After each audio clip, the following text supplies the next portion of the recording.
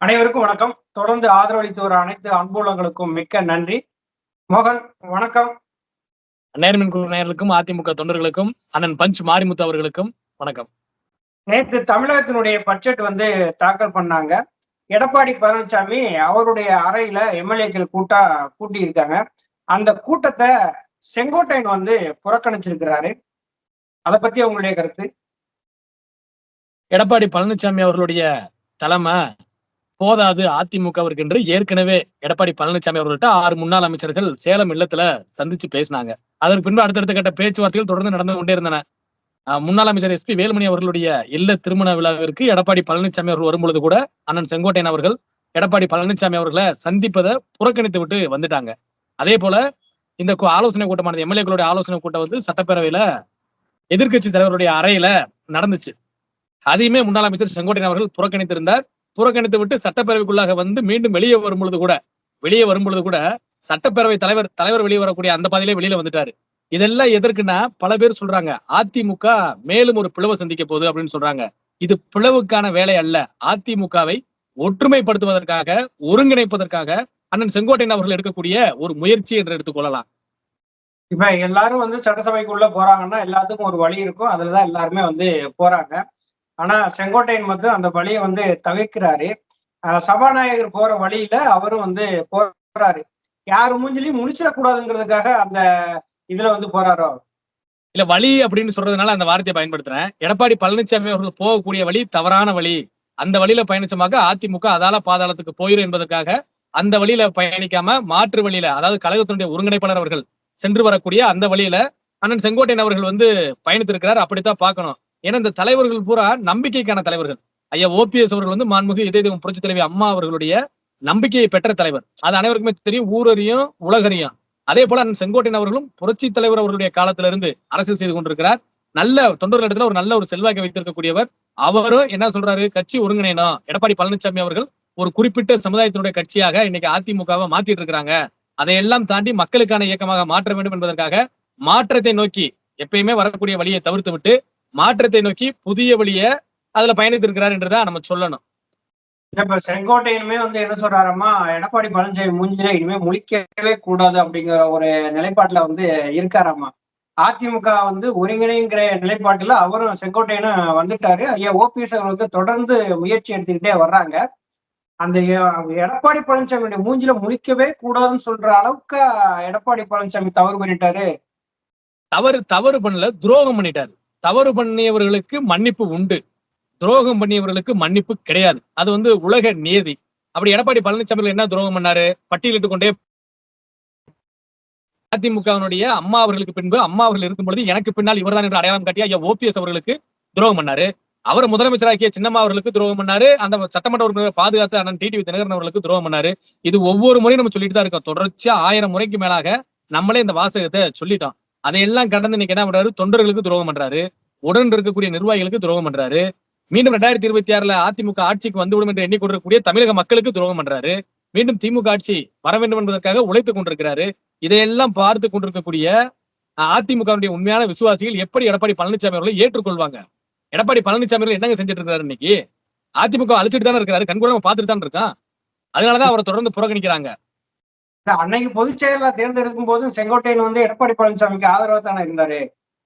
அது ஆதரவாக இருந்தார் அப்படின்னு சொல்லிட்டு நம்ம வெறுமனே கடந்து போயிட முடியாது. அன்றைக்கே கூட மனதில் இருந்திருக்கலாம், தவறு பண்றாங்கன்னு சொல்லிட்டு.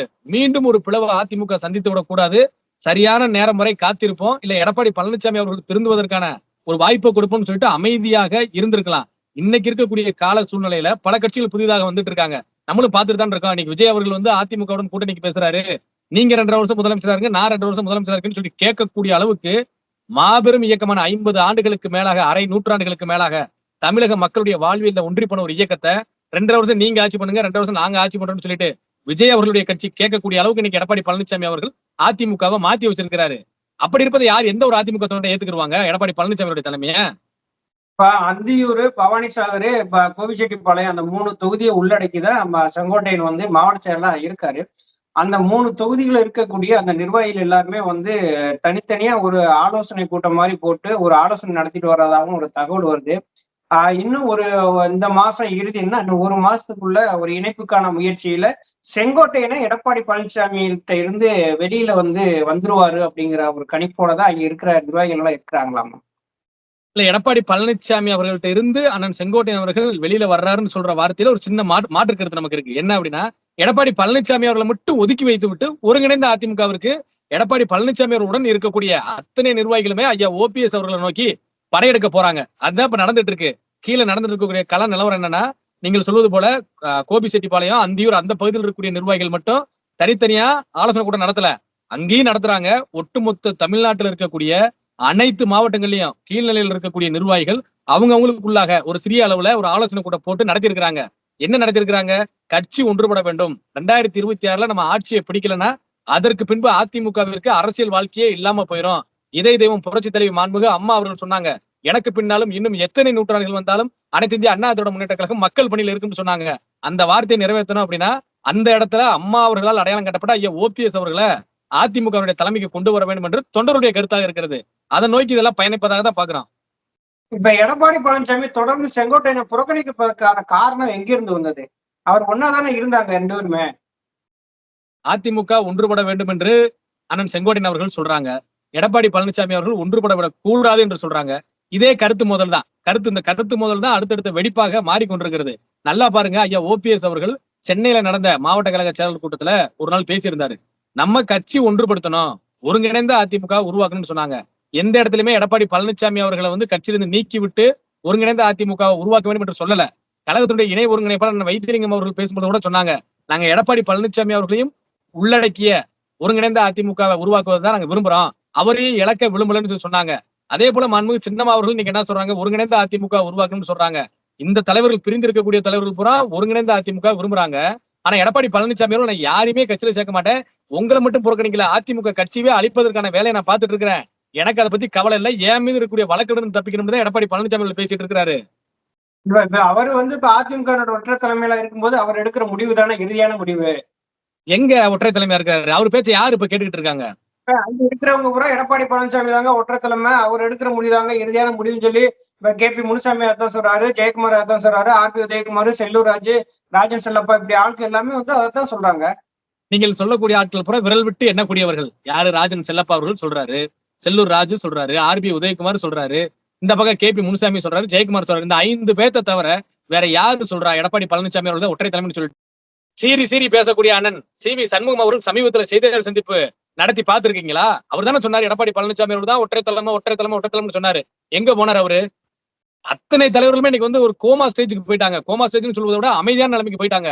இதற்கு மேலும் எடப்பாடி பழனிசாமி பின்னாடி போனோம் அப்படின்னா நமக்கு மட்டும் அரசியல் வாழ்க்கை இல்லாம போகாது, அதிமுகவுக்கே அரசியல் அஸ்தமனம் ஆகிவிடும் அப்படின்னு சொல்லிட்டு எடப்பாடி பழனிசாமியோட தலைமையை புறக்கணிக்கணும்னு சொல்லிட்டு மெதுமெதுவா ஒருங்கிணைந்த அதிமுகவிற்கு தங்களுடைய ஆதரவை கொடுத்து கொண்டு வர்றாங்க. நம்ம ஒரு 6 மாதத்திற்கு முன்பாக கூட நம்ம பேசியிருக்கோம். அண்ணன் CV சண்முகம் அவர்கள் ECR ரோட்ல ஒரு பங்களாவில ஒரு ஆலோசனை கூட நடத்தினாரு, கட்சி ஒருங்கிணைய வேண்டும் என்று சொல்லி. அப்படி அவங்க எல்லாம் ஒருங்கிணைந்த அதிமுக விரும்புறாங்க. எடப்பாடி பழனிசாமி அவர்கள் நிர்பந்தத்தின் காரணமாக அவர் நிர்பந்திக்கிறாரு. நிர்பந்தத்தின் காரணமாக ஒரு சில இடத்துல எடப்பாடி பழனிசாமி அவர்கள் தூக்கி பேச வேண்டிய சூழ்நிலைக்கு அவங்க தள்ளப்படுறாங்க. இல்ல, இப்ப எடப்பாடி பழனிசாமி என்ன நினைக்கிறாருன்னா, செங்கோட்டையனை கலட்டி விட்டுட்டோம் அப்படின்னா நம்ம எடுக்கிற முடிவுல எல்லாரும் அடங்கிடுவாங்க அப்படின்னு சொல்லி நினைக்கிறேன். ஏன்னா செங்கோட்டையன் எம்ஜிஆர் காலத்து ஆளு, அவருக்குன்னு ஒரு மரியாதை இருக்கு. தொடர்ந்து கட்சியில பல்வேறு பொறுப்புகளை இருந்தவரு. நம்ம திடீர்னு நம்ம கட்சியினுடைய தலைமை பொறுப்புக்கு வந்துட்டோம், செங்கோட்டையனை நீக்கி வச்சுட்டோம், செங்கோட்டையனை புறந்தள்ளிட்டோம் அப்படின்னா ஈரோடு மாவட்டத்திலேயே அந்த 3 தொகுதிகளையும் நமக்கு தேவையான ஆட்களை அந்த இடத்துல போட்டு நம்மளுடைய ஆதிக்கத்தை அங்கே செலுத்திடலாம்னு சொல்லிட்டு எடப்பாடி பழனிசாமி என்றது மாதிரிதான் நமக்கு தெரியுது. ஆமா, அப்படிதான் அவர் நினைச்சிட்டு இருக்கிறாரு. அதை தாண்டி இன்னொரு விஷயத்தையும் எடப்பாடி பழனிசாமி செய்து கொண்டிருக்கிறாரு. தேனி பெரிய குளத்துல ஒரு பொதுக்கூட்டத்தை எடப்பாடி பழனிசாமி அவர்கள் அம்மா அவருடைய பிறந்தநாள் விழா பொதுக்கூட்டம் நடத்தினாரு. அங்க ஒரு வரியை நம்ம நோட் பண்ணியிருந்தா தெரியும் யாருக்காக அந்த விஷயத்த சொல்லிருக்காருன்னு சொல்லிட்டு. யாரு சீனியரு? யாருப்பா சீனியரு? நான் தான் சீனியர், 89 நான் MLA அப்படின்னு சொல்லி சொன்னார்ல எடப்பாடி பழனிசாமி அவர்கள். அது யாருக்கு தெரியுமா சொன்னாரு? அண்ணன் செங்கோட்டையன் அவர்களுக்கு தான் சொன்னாரு. ஏன்னா 77லயே MLA யாரு? அண்ணன் செங்கோட்டையன் அவர்கள் 77லயே புரட்சி தலைவர் அவருடைய காலத்திலேயே அன்றைய தினமே சட்டமன்ற உறுப்பினராக இருந்தவர். அவருக்கு இவருக்கு நடக்கக்கூடிய அந்த பணி போருக்கு தான் இங்க பெரிய குளத்துல ஒரு வார்த்தையை பேசுறாரு. இது போல யாரு சீனியரு? நீங்க சீனியரா நான் சீனியரான்னு சொல்லிட்டு எடப்பாடிக்கு மொத்தத்துல அரசியல் பண்ண தெரியல அப்படிங்கிறது தெரியுது. இப்ப திமுக வலிமையான கூட்டணியில இருக்குது, அதிமுகவோட பிரிஞ்சு இருக்கிறாங்க. அவங்களை பூரா ஒருங்கிணைந்து 2026ல ஒரு அதிமுகவுடைய ஆட்சியை கொண்டு வரணும், அம்மாவுடைய கனவை நிறைவேற்றணும் அப்படிங்கிற எண்ணம் அவருக்கு சுத்தமாவே கிடையாது. இருக்கிற சீனியர்களை பூராத்தையும் கட்சி விட்டு நம்ம ஓரம் கட்டிடணும், அவங்களை புறக்கணிச்சிட்டோம்னா நம்ம இஷ்டத்துக்கு கட்சியை அழிச்சிடலாம் அப்படிங்கிற ஒரு எண்ணத்துலதான் செயல்படுறாங்க போல. அதான் உண்மை. 100% உண்மை. தனக்கு நிகராக இருக்கக்கூடிய தலைவர்கள், இல்லை தன்னை விட மக்கள் செல்வாக்கு இருக்கக்கூடிய தலைவர்கள் அதிமுகவுல இருக்கக்கூடாது. அப்படி இருந்தா அவர்களை நோக்கி தொண்டர்கள் வந்து படையெடுக்க ஆரம்பிச்சிருவாங்க. நமக்கு விட கீழ இருக்கக்கூடிய அரசியல் தெரியாத, நம்ம சொல்வதை காது, மூக்கு, வாய் அனைத்தையும் மூடிக்கொண்டு கேட்கக்கூடிய நபர்களை வைத்து அதிமுக கட்சியை வந்து நம்ம நடத்தணும்னு சொல்லிட்டு எடப்பாடி பழனிசாமி அவர்கள் நினைக்கிறாரு. தொண்டர்கள் அப்படி ஏத்துக்குருவாங்களா? அப்படி எத்தனை நாளைக்கு கட்சி நடத்துவாரு? அதான் சொல்றேன். இப்ப தொடர்ந்து 10, 11 தோல்வியில சந்திச்சிட்டீங்க. நடந்து முடிந்த நாடாளுமன்ற தேர்தல்ல 7 தொகுதியில டெபாசிட் போயிட்டீங்க. 2026 சட்டமன்ற காலத்தோட போனீங்க அப்படின்னா 234 தொகுதியில டெபாசிட் போகக்கூடிய ஒரு சூழ்நிலை வந்துரும். அதையெல்லாம் பார்த்து இந்த நிர்வாகிகள் பூரா இன்னைக்கு முழிச்சுக்கிட்டாங்க. இது வரைக்கும் அரை தூக்கத்துல இருந்தாங்க. இல்ல எடப்பாடி பழனிசாமி அவர்கள் கொடுக்கக்கூடிய ஒரு சில ஊட்டச்சத்திற்காக அமைதியாக இருந்தாங்க. இன்னைக்கு அவர் கொடுக்கக்கூடிய அந்த ஊட்டச்சத்தை வச்சு நம்ம நல்லா இருக்கலாமே ஒழிய கீழ் மட்டத்துல அரசியல் செய்ய முடியாது என்பதை தெரிந்து கொண்டு, உணர்ந்து கொண்டு, ஒத்துக்கொண்டு இன்னைக்கு ஒருங்கிணைந்த அதிமுகவை நோக்கி இந்த நிர்வாகிகள் பூரா படையெடுக்க ஆரம்பிச்சிட்டாங்க. எடப்பாடி பழனிசாமியும் அந்த கப்பல்ல வந்து ஏறித்தான் ஆகணும். அவர் தானே சொல்லுவார், எந்த கப்பல் வந்து மூழ்காத கப்பல்னு. மூழ்காத கப்பல் ஐயா ஓபிஎஸ் அவர்கள் தலைமையில் இருக்கக்கூடிய தொண்டருடைய உரிமை மீட்பு குழு தான். அதுல போய் எல்லாரும் ஏறணும் அப்படின்னா அதிமுக என்கிற மாபெரும் மக்கள் இயக்கத்தையும் சேர்த்து கரை சேர்க்கக்கூடிய வல்லமை படைத்தவர் ஐயா ஓபிஎஸ் அவர்கள். இப்ப அதிமுக ஒருங்கிணைப்புக்கான முயற்சி வந்து தீவிரமா நடந்துகிட்டு இருக்கு. ஒரு பக்கம் பாத்தீங்கன்னா டிடிவி தினகரன், சசிகலா அவர் வந்து அவரு வைத்திலிங்கம் அவர்கள் வந்து சந்திச்சது. இன்னொரு பக்கம் பாத்தீங்கன்னா எடப்பாடி பழனிசாமியினுடைய தலைமை சரியில்லாம கொஞ்சம் கொஞ்சமாக வந்து செங்கோட்டையன் வந்து விலகி வர்றது. ஐயா ஓபிஎஸ் அவர்கள் வந்து அதிமுக கண்டிப்பா ஒருங்கிணையும், அம்மாவினுடைய ஆட்சி வந்து 2026ல கண்டிப்பா வந்து மலரும் அப்படின்னு சொல்லி சொல்றது. இதையெல்லாம் வச்சு பார்க்கும்போது அதிமுக கூடிய விரைவில் ஒரு இன்னும் ஒரு மாதத்துக்குள்ள ஒரு இணைப்புக்கான ஒரு வேலையெல்லாம் நடந்துருமோ? இல்ல உடைச்சே சொல்லிடலாம். மார்ச் இறுதிக்குள்ளாக ஒருங்கிணைந்த அதிமுகவிற்கான அத்தனை வேலைகளும் முடித்து விடப்படும். ஏப்ரலுக்குள்ளாக அனைவருமே ஒன்று சேர்ந்துருவாங்க. ஐயா ஓபிஎஸ் அவர்கள் சொன்னது போல ஐயா அவர்கள் என்ன சொன்னாங்க, பிரிந்திருக்கக்கூடிய தலைவர்கள் உட்பட எங்களுடன் வர இருக்கக்கூடிய முன்னாள் அமைச்சர் உட்பட அனைவரும் சேர்ந்து ஒரு மாநாட்டை நடத்துவோம். அந்த மாநாட்டு மேடையில் அனைவரும் ஒன்றாக இருப்போம், சங்கமிப்போம் சொல்லி சொன்னாங்க. அதை நோக்கிதான் இன்னைக்கு அதிமுக போயிட்டு இருக்கு. அடுத்து வரக்கூடிய ஓராண்டுகளுக்குள்ளாக கட்சியை பலப்படுத்த வேண்டிய வேலை நமக்கு இருக்கிறது. கூட்டணி பற்றிய பேச்சுவார்த்தை நடத்த வேண்டியிருக்கிறது. ஆகையினால அதை நோக்கி அதிமுக பயணிக்க துவங்கி விட்டது. எடப்பாடி பழனிசாமி சமீபத்தில் ஒரு செய்தியாளர் சந்திப்புல சொன்னார்ல, கூட்டணியை பற்றி எங்களுடைய தலைமை முடிவு சொல்லிட்டு, அந்த தலைமை ஐயா ஓபிஎஸ் அவர்கள் தான். அதைத்தான் எடப்பாடி பழனிசாமி அவர்கள் சொல்லி இருக்கிறாரு. இன்னைக்கு கூட எடப்பாடி பழனிசாமி அதான் சொல்றாரு, இருக்கிறவங்க இருக்கட்டும், போறவங்க போகட்டும் அப்படின்னு பேசுறாரு. தவிர உண்மையிலேயே ஒரு தில்லு இருக்குல்ல, நல்ல ஒரு கட்ஸ் அணைய போற இல்லைங்க. கட்சி எப்படி போனாலும் பரவாயில்லைங்க, நான் தில்லா இருக்கனா, என்னை மக்கள் நம்புவாங்க அப்படிங்க. ஒரு அரசியல் கட்சிங்கிறது அது தேர்தல் காலத்துல நின்று வெற்றி பெற்றாதான் வந்து தொண்டர்கள் சந்தோஷமா இருப்பாங்க. ஆனா எடப்பாடி பழனிசாமி என்ன பண்றாரு, தொடர்ந்து தோல்விகளை கொடுக்கும் போது தொண்டர்கள் வந்து பொறுமையா இருக்க மாட்டாங்க. அதிமுகவுல எடப்பாடி பழனிசாமி உள்ள வருவாரா வரமாட்டாரா அப்படிங்கிறது அவருடைய செயல்பாடுகள்ல தான் இருக்கும் போல. இல்ல எடப்பாடி பழனிசாமி அவர்கள அதிமுகவிற்குள்ளாக வருவதும் வராது நீங்க சொல்ல போற அவருடைய விருப்பம் தான். நம்ம வந்தாலும் ஒருங்கிணைந்த அதிமுக உருவாக போகுது, இல்ல அப்படின்னா அவரை தவிர்த்து விட்டு ஒருங்கிணைந்த அதிமுக உருவாக போகுது. அதை நோக்கி அதிமுக பயணம் பண்ண ஆரம்பிச்சிருச்சு. இனி உள்ளையா வெளியா என்பதை எடப்பாடி பழனிசாமி அவர்கள் தான் முடிவு பண்ணிக்கிறணும். இல்ல, ஐயா ஓபிஎஸ் அவர்கள் தலைமையில அதிமுக 2026 சட்டமன்ற பொதுத் தேர்தலை சந்திப்பது வந்து உறுதியாயிருச்சு. அதற்கான வேலைகள் எல்லாமே வந்து நடந்துகிட்டு தான் இருக்கு. தொண்டர்கள் வந்து தினந்தோறும் எதிர்பார்த்துட்டு இருந்தாங்க, இப்படியே பேசிக்கிட்டே இருக்கீங்களே, இணைஞ்சிருமா இணையாதா அப்படின்னு சொல்லி எல்லாருமே வந்து கேட்கறது வந்து நமக்கு நல்லாவே வந்து தெரியுது.